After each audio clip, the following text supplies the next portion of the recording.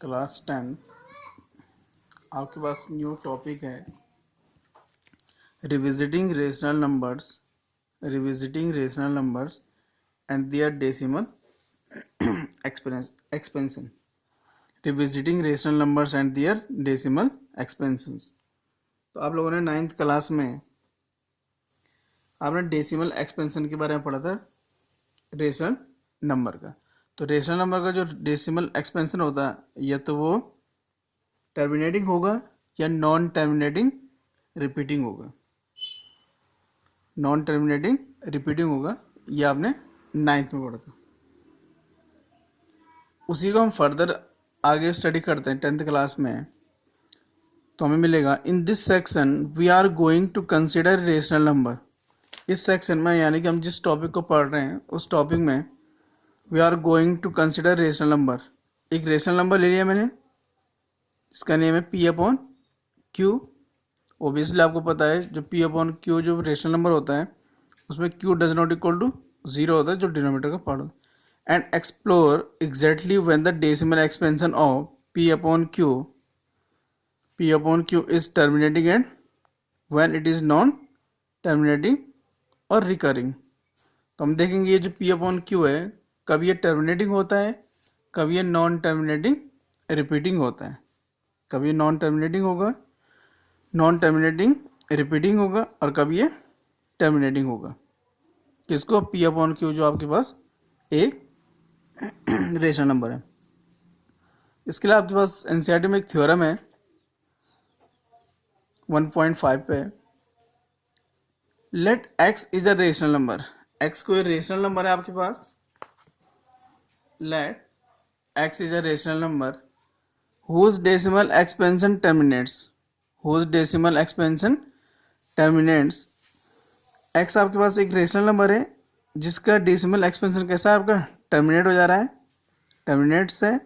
Then x can be express in the form p upon Q. तो x को हम लोग p अपॉन क्यू के फॉर्म में लिख सकते हैं। p upon Q means rational number के फॉर्म में लिख सकते हैं। Where p and q are coprime. आपको पता है कि p एंड q क्या होते हैं, को प्राइम होते हैं। इसका मतलब p एंड q का जो HCF होगा कितना होगा, 1। And the prime factorization of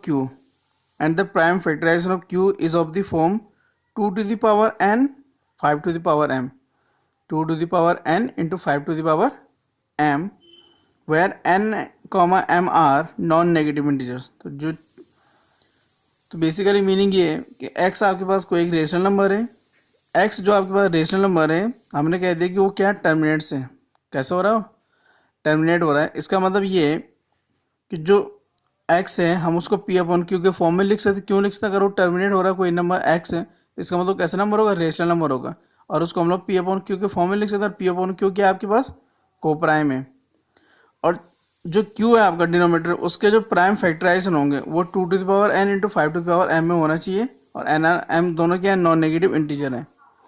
अब आपके पास माइंड में एक क्वेश्चन ये रेज होगा कि 3 अपॉन, जैसे एक एग्जांपल है, लेट सपोज 3/8 एक एग्जांपल ले लिया मैंने। मैं ये कह रहा था कि क्वेश्चन ये रेज होगा कि 2 की पावर n इंटू 5 की पावर m में ही क्यों होता है। ये इसलिए होता है कि अगर किसी भी नंबर का denominator 2 to the power n और 5 to the power m के फॉर्म में होगा या 2 इंटू 5 के फॉर्म में होगा, तो इसका मीनिंग ये है कि हम उसे ईजिली उस डिनोमिनेटर को 10 के फॉर्म में बना सकते हैं। 10 मीन्स जैसे 10 हो सकता है, वो 100 हो सकता है, 1000, 10,000, लाख, इस टाइप से बना सकते हैं। और आपको पता है अगर किसी भी नंबर के डिनोमिनेटर में 10, 100, 1000 या 10,000, लाख, इस टाइप से नंबर आते हैं तो वो हमेशा क्या होता है, टर्मिनेट्स होता है। क्या होता है, टर्मिनेट्स। और अगर जैसे 10 है, 10 के 2 प्राइम फैक्टर होते हैं 2 एंड 5, 2 5 जा 10, तो इजीली उसको हम लोग क्या कर सकते हैं, टर्मिनेट बना सकते हैं। जैसे एक एग्जांपल लिया मैंने 3/8 है, तो अगर 8 के अगर आप प्राइम फैक्टर देखते हैं तो 8 के प्राइम फैक्टर होंगे 2 की पावर 3 या 2 to the power 3, तो 3 अपॉन हो गया 2 to the power 3। अब मुझे इस डिनोमिनेटर को क्या बनाना है, 10 बनाना है, ये 10 के फॉर्म में बनाना है। तो कैसे बनेगा, हम क्या करेंगे, 2 की पावर 3 है, यानी 2 की पावर कितनी है, 3 है, तो मैं इसे क्या करूँगा, 5 की पावर 3 से मल्टीप्लाई भी कर देंगे और 5 पावर 3 से क्या कर देंगे, डिवाइड भी कर देंगे। उससे क्या होगा, ये दोनों कैंसिल आउट हो जाएंगे, तो ये बैलेंस रहेगा। तो 5 की पावर 3 कितना होता है, 1 to 5 होता है, यानी 125 इंटू 3 अपॉन में कितना हो गया, 2 की पावर 3 है इंटू 5 to the पावर कितना है, 3 है, अगर आपको पता दोनों की पावर क्या है, सेम है, तो इसको 2 × 5 की पावर कितना लिख सकते हैं, 3 लिख सकते हैं। तो नोमिनेटर में हो जाएगा आपका 375, और 5 × 2 = 10, 10 की पावर कितना हो गया आपके पास 3, तो 375 अपॉन कितना हो जाएगा 1000, और 375 को अगर आप 1000 से डिवाइड करें तो आपको कितना मिलेगा 0.375, और ये कैसा है आपके पास टर्मिनेट, ये टर्मिनेटिंग है, टर्मिनेट से।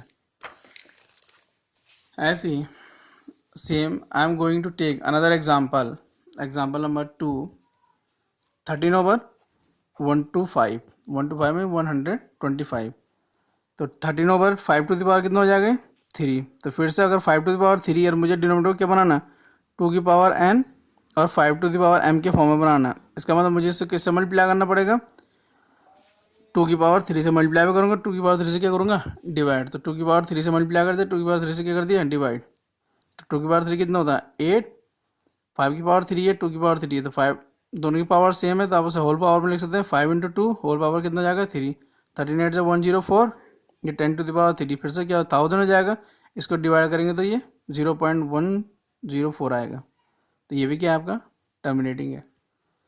नेक्स्ट एग्जाम्पल नंबर 3 है आपके पास 7⁻80, तो 7 अपॉन इसके प्राइम फैक्टर हो जाएंगे 80 के 2⁴ × 5, तो 7/2⁴ × 5, तो 5 को आप लिख सकते हैं 5⁻1। अगेन मुझे इसे क्या बनाना है 10 की पावर में बनाना डिनोमिनेटर, तो मैं क्या करूँगा 10 की पावर में बनाना मुझे डिनोमिनेटर को, तो हम क्या करेंगे 5⁻3 से मल्टीप्लाई करेंगे और 5⁻3 से क्या करेंगे डिवाइड। आपको पता है कि मल्टीप्लाई में पावर क्या हो जाती है ऐड, यहाँ 5n था, सॉरी 5⁻1 था, इसको हमने किससे मल्टीप्लाई किया 5⁻3 से, यानी कि 5⁻1 × 5⁻3 दैट बिकम 5⁻4, तो ये हो जाएगा 5⁻4। अब यहाँ देखते हैं 2⁻4 है, 5 की पावर कितना है 4 है, तो दोनों की पावर क्या हो गई सेम, इसका मतलब बेस को हम ऐसे लिख सकते हैं, तो 2 × 5⁴ नोमिनेटर को देखते हैं तो 5 की पावर 3 है, 5 की पावर 3 का मतलब होता है 1 to 5, 1 to 5 × 7 875, ये 10 की पावर कितना जाएगा 4, 10 की पावर 4 का मतलब कितना होता है 10,000, तो 875/10,000 डिवाइड करेंगे तो 0.0875, ये अगेन क्या हो गया आपका टर्मिनेट आ गया। तो इससे आपके पास क्या समझ में आ रहा है, इससे आपको ये समझ में आ रहा है कि जिस भी रेशनल नंबर के डिनोमिनेटर में 2m और 5m के फॉर्म में कोई भी नंबर होगा तो वो टर्मिनेटिंग डेसिमल, उसका डेसिमल एक्सपेंशन टर्मिनेट होगा या टर्मिनेटिंग होगा, और जिसका डिनोमिनेटर 2n × 5n के फॉर्म में है, या सिंपल वे में लिखूँ कि 2 and 5 के पावर के फॉर्म में नहीं है, तो वो नॉन टर्मिनेटिंग रिपीटिंग होने वाला है, नॉन टर्मिनेटिंग रिपीटिंग। इसमें फिर आपके पास एक क्वेश्चन है कि ओनली अगर 2 की पावर में होगा, ये 5 की पावर में होगा, तब भी वो क्या होने वाला है टर्मिनेटिंग होने वाला है। थ्योरम नंबर 6 है आपके पास एनसीईआरटी में, लेट x = p/q, x एक नंबर है जिसको आपने p/q के फॉर्म में लिख दिया है, बी अ रेशनल नंबर, ये एक rational number such that the prime factorisation of q is of the form 2n × 5m where n, n are non-negative integers, then x has a decimal expansion which terminates। तो अगर 2n और 5m के form में अगर q होता है आपके पास, तो उसका डेसिमल एक्सपेंशन क्या होगा आपका टर्मिनेट होगा, और अगर ऐसा नहीं होता तो वो क्या होगा नॉन टर्मिनेटिंग रिपीटिंग हो जाएगा आपके पास, नॉन टर्मिनेटिंग रिपीटिंग हो जाएगा। इसके लिए अनदर थ्योरम है आपके पास, थ्योरम नंबर 1.7 है एनसीईआरटी में, let x = p/q where p and q are coprimes be a rational number, ये एक रेशनल नंबर है p/q such that the prime factorisation of q means denominator is not of the form 2 × n × 5m, इस form में नहीं है, किसके decimal expansion, किसके prime factorisation q के प्राइम फैक्टराइजेशन 2n × 5m के फॉर्म में नहीं है, वेयर आपको पता कि n, m और m, n are negative integers, ये दोनों क्या है नॉन नेगेटिव इंटीजर्स है, non negative integers. Then x has a decimal expansion which is non terminating repeating, और रिपीटिंग को क्या बोलते हैं रिकरिंग। इसको समझने के लिए एक एग्जांपल है आपके पास, एक एग्जांपल ये 7 टू द पावर कितना है 15 है, तो अगर मैं डिनोमिनेटर, ये क्या है, p है, मैं q है, ये p, ये q, ये इसको मैंने किया 7/3 इंटू 5। 15 के प्राइम फैक्टर क्या होते हैं, 3 इंटू 5 होते हैं, मैंने इस फॉर्म में लिख दिया। तो आप देखते हैं तो 7/, कितना हो गया, 3 की पावर 1 हो गया, इंटू 5 की पावर कितना हो गया, 1। इसमें 5 तो है, लेकिन दूसरा क्या है, इसमें 2 नहीं है, इंस्टीड ऑफ 2 इसमें क्या है आपका 3 है। तो इसका क्या होगा आपके पास, नॉन टर्मिनेटिंग रिपीटिंग होना चाहिए। और कोई डाउट है तो आप सिंपल सा इसको डिवाइड करके देख सकते हैं, लॉन्ग सिंपल मेथड से। ये लॉन्ग डिवीजन 15 है, डिवाइड नहीं जाता है, तो 0, उसके बाद पॉइंट, तो ये हो जाएगा आपका 70। 15 4 जा 60, 0 1, फिर से एक 0 आ जाएगा, तो 15 6 जा 90, फिर से एक 0, 15 6 जा 90, 15 6 जा 90। तो ये चलता रहेगा आपके पास 1 2 3, ये क्या होगा आपके पास, चलता रहेगा। तो ये क्या हो गया आपका, नॉन टर्मिनेटिंग रिपीटिंग हो जाएगा। नॉन टर्मिनेटिंग क्या हो गया आपके पास, रिपीट, यानी कि ये टर्मिनेट नहीं हो रहा है। इसका जब आप लोग डेसिमल एक्सपेंशन फाइंड कर रहे हैं तो वो एंड नहीं हो रहा, वो चलता रहेगा आपके पास।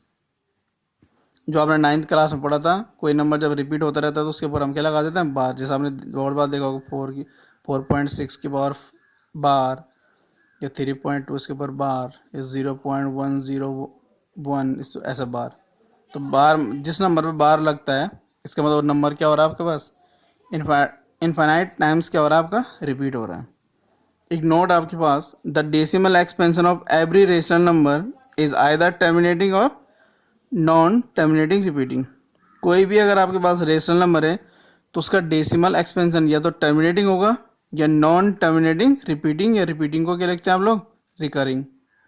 रिपीटिंग का ही सेकंड सिनोनिम्स है रिकरिंग। तो इस टाइप ये सारा आपके पास क्या था, रेशनल नंबर के डेसिमल एक्सपेंशन के बारे में था।